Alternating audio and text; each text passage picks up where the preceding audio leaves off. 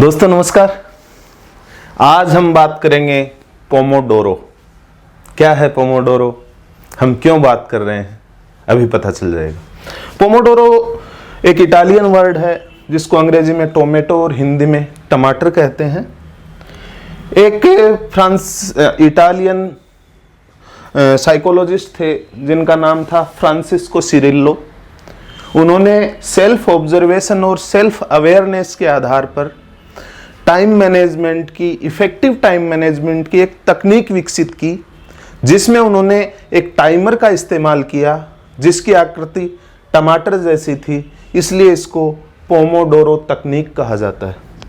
यह बेसिकली समय और काम को हम कैसे इंटीग्रेट कर सकते हैं, कैसे उस काम में एफिशिएंसी ला सकते हैं और उस टाइम का इफेक्टिव यूटिलाइजेशन कर सकते हैं, ये बताने और समझाने का प्रयास फ्रांसिस्को सिरिल्लो ने किया था।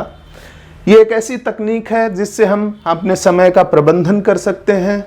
ये हमें फोकस्ड रखती है और बेवजह के जो डिस्ट्रैक्शंस हमारे बीच में आते हैं, जैसे आप पढ़ाई कर रहे हैं, आपने डिसाइड किया कि मुझे ये काम कंप्लीट करना है 3 घंटे में आज के दिन में, लेकिन कभी मोबाइल, कभी सोशल मीडिया, कभी अखबार, कभी दोस्त आपको डिस्ट्रैक्ट कर देते हैं और आप जो एक डेडलाइन डिसाइड कर लेते हैं उसके कारण आपके मस्तिष्क में एक एंजाइटी डेवलप हो जाती है। ये पोमोडोरो तकनीक उस डिस्ट्रैक्शन के माध्यम से या डेडलाइन के कारण जो एक एंजाइटी आपके दिमाग में बढ़ जाती है उसको नियंत्रित करने का एक आसान उपाय है।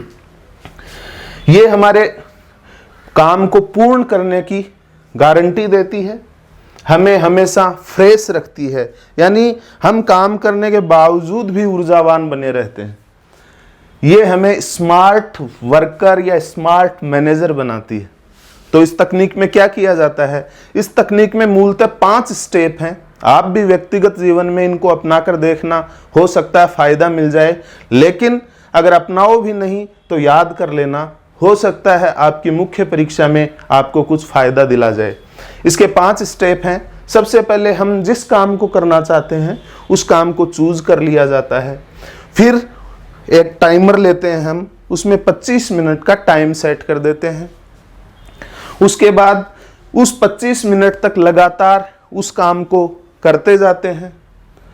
25 मिनट बाद 5 मिनट का ब्रेक लेते हैं, जिससे हम दोबारा अपनी ऊर्जा और फ्रेशनेस डेवलप कर लेते हैं।